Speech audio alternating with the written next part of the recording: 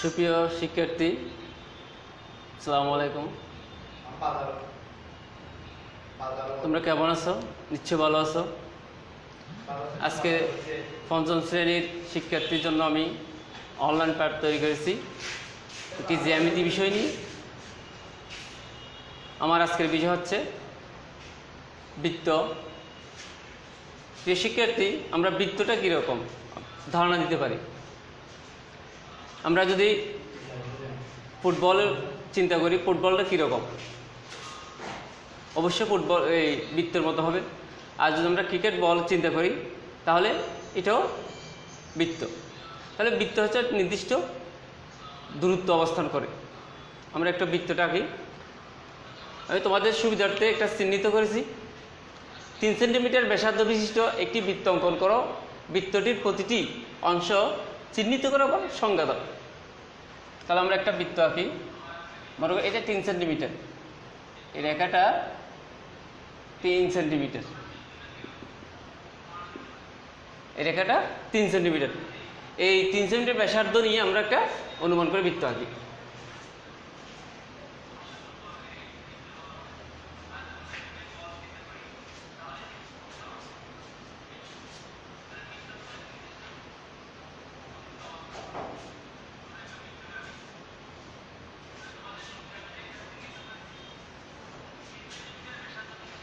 তাহলে এখানে দেখো, এই 3 সেন্টিমিটার ব্যাসার্ধ মনে করো এটা কেন্দ্রবিন্দু, এটা হচ্ছে কেন্দ্রবিন্দু।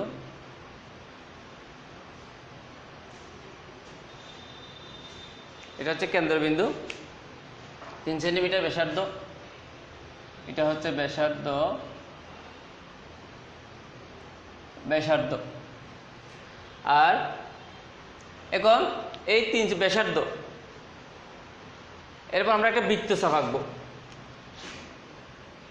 এটা হচ্ছে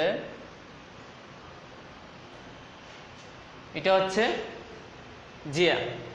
জিয়া হচ্ছে দুটি বৃত্তচাপ শেষ প্রান্ত বিন্দু। এরপর আমরা ব্যাস আঁকবো, একটা ব্যাস। এই কেন্দ্র, দুই কেন্দ্রে যোগ করে আমরা দেখি।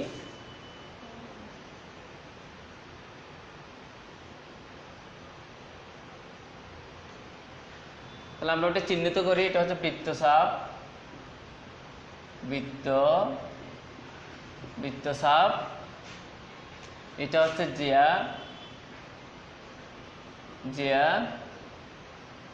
এটা হচ্ছে ব্যাস, আর এটা হচ্ছে কেন্দ্র।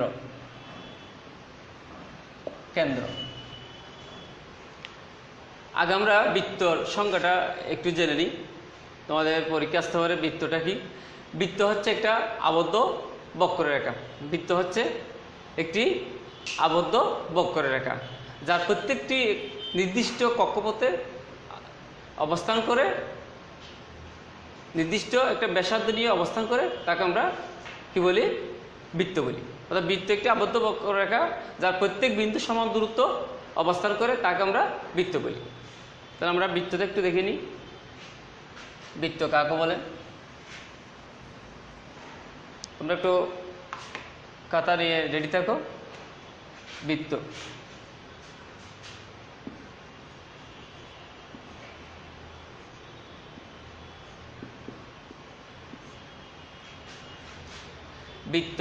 বৃত্ত একটি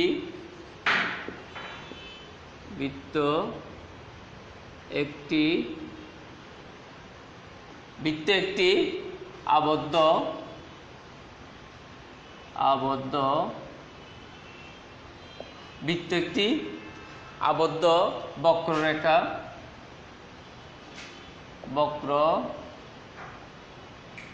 বক্ররেখা, যার প্রত্যেক বিন্দু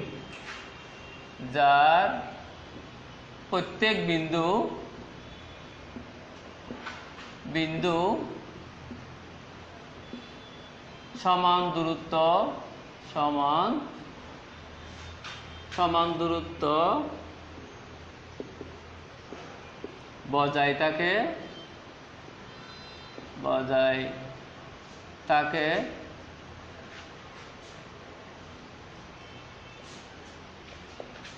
তাকে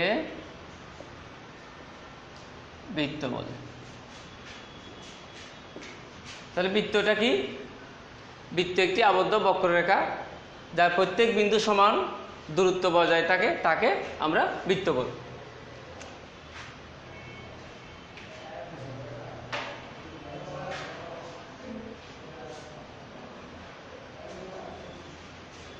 এরপর আমরা আলোচনা করব পরিধি নিয়ে। পরিধিটা কি? যে একটা বক্ররেখা তৈরি হয়েছে, সমান দূরত্বে যে একটা বক্ররেখা তৈরি হয়েছে, সেটা হচ্ছে পরিধি। একটা সমান অংশে সমান দূরত্ব বজায় রেখে যে বক্ররেখা তৈরি হয়েছে তার প্রত্যেকটি অংশ হচ্ছে পরিধি। তাহলে আমরা পরিধিটা কীভাবে লিখতে পারি?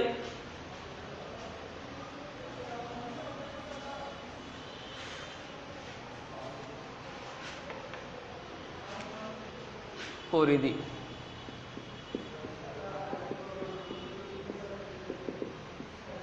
পরিধি হলো যে বক্ররেখাটি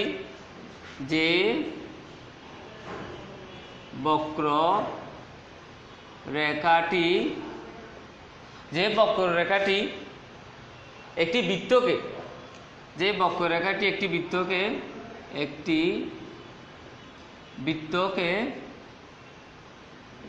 বৃত্তকে আবদ্ধ করে রাখে,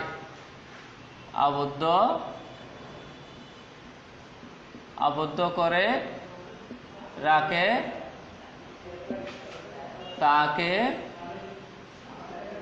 তাকে পরিধি বলে।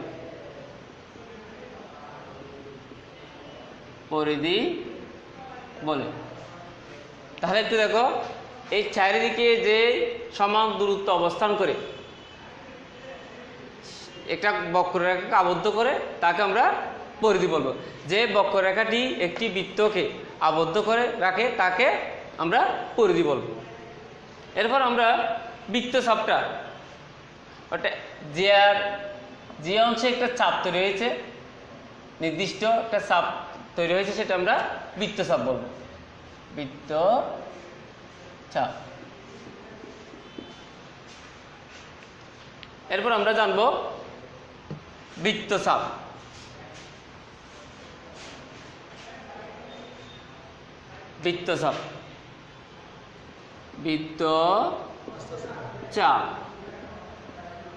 বৃত্তচাপ হলো বৃত্তচাপ পরিধির একটি অংশ।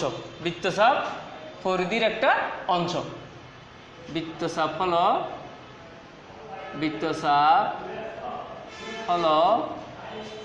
পরিধির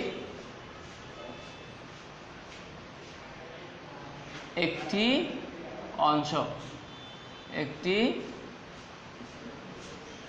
অংশ। তাহলে আমরা শিক্ষার্থী কিভাবে লিখতে পারি? বৃত্তচাপ হচ্ছে পরিধির একটি অংশ। এরপর আমরা জানবো জিয়া সম্পর্কে। তাহলে একটু দেখো, বৃত্তচাপ হলো পরিধির একটি অংশ। এরপর আমরা জানবো জিয়া।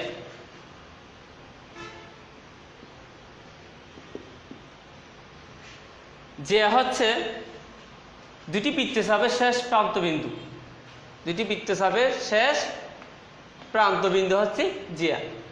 তো কোনো বৃত্তের শেষ প্রান্তদ্বয়ের সংযোজন রেখা হচ্ছে জিয়া। অর্থাৎ আমরা জিয়া হলো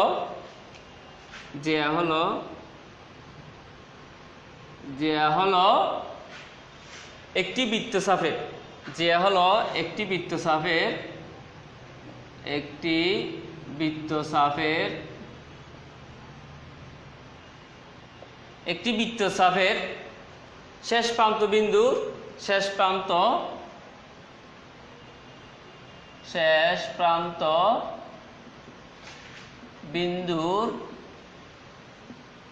শেষ প্রান্তবিন্দুর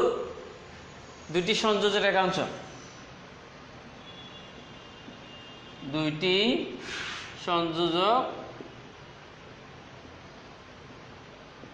রেখাংশ।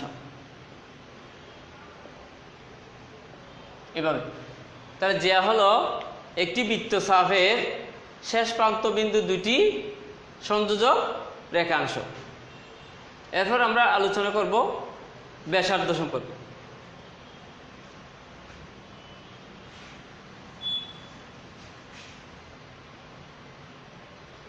ব্যাসার্ধ,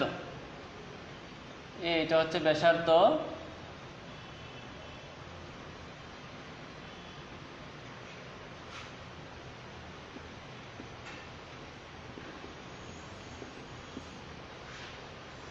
ব্যাসার্ধ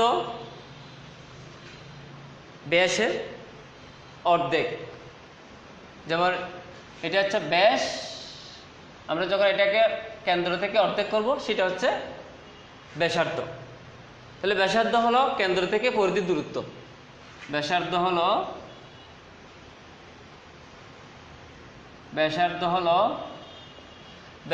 হলো কেন্দ্র থেকে পরিধির দূরত্ব। কেন্দ্র থেকে পরিধির দূরত্ব।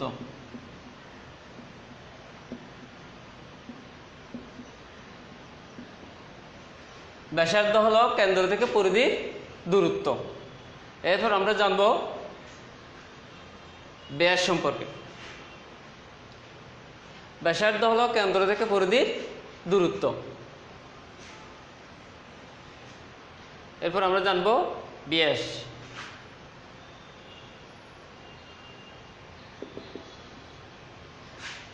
ব্যাস হলো বৃত্তের কেন্দ্রগামী জিয়া। ব্যাস হলো বৃত্তের কেন্দ্রগামী জিয়া। ব্যাস হলো বৃত্তের কেন্দ্রগামী জিয়া। আবার দেখো, ব্যাস হলো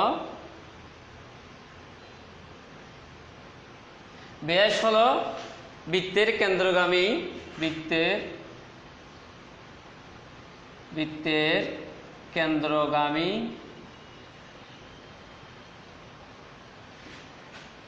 কেন্দ্রগামী জিয়া।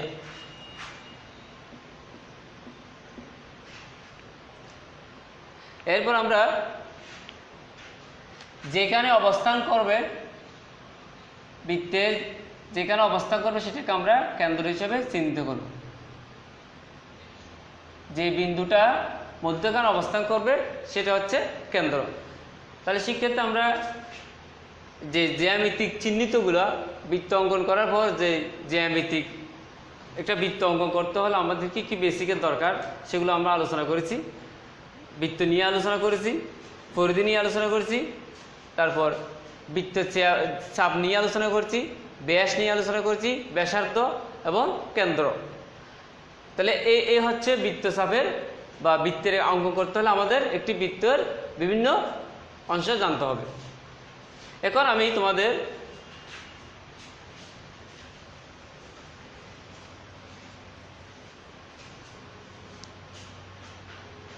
একটা প্রশ্ন দেওয়া থাকে, যেমন 3 সেন্টিমিটার ব্যাসার্ধ বিশিষ্ট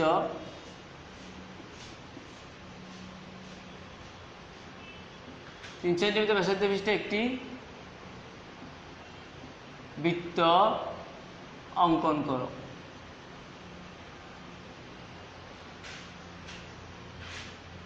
বৃত্তের 3টি বৈশিষ্ট্য লিখো। 3টি বৈশিষ্ট্য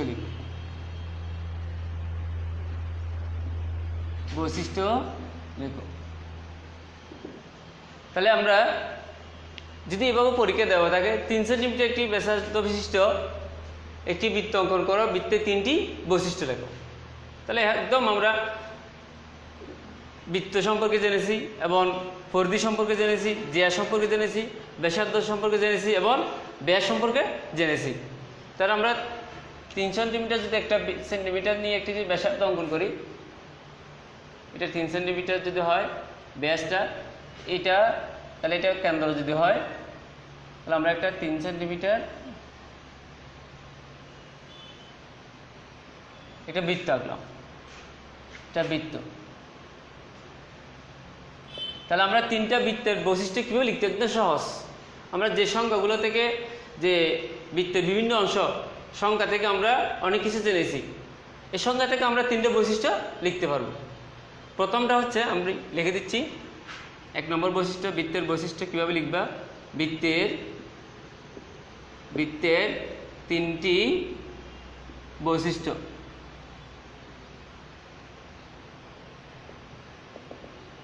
বৃত্তের 3টা বৈশিষ্ট্য।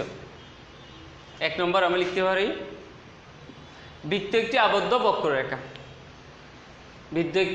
বৃত্ত একটি আবদ্ধ বক্ররেখা। বৃত্ত একটি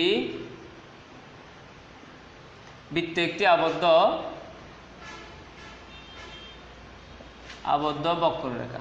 এটা আমরা প্রথমে লিখতে পারি বক্ররেখা। 2 নম্বর আমরা কি লিখতে পারি? বৃত্তের বৃহত্তম জিয়া হচ্ছে ব্যাস। ব্যাসার্ধ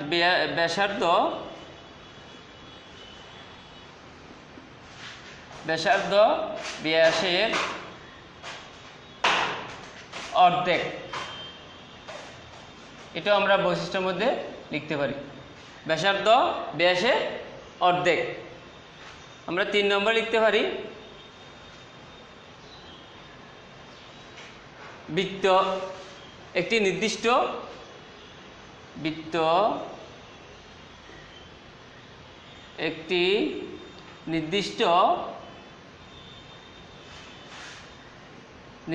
দূরত্ব অবস্থান করে। একটি নির্দিষ্ট দূরত্ব অবস্থান করে।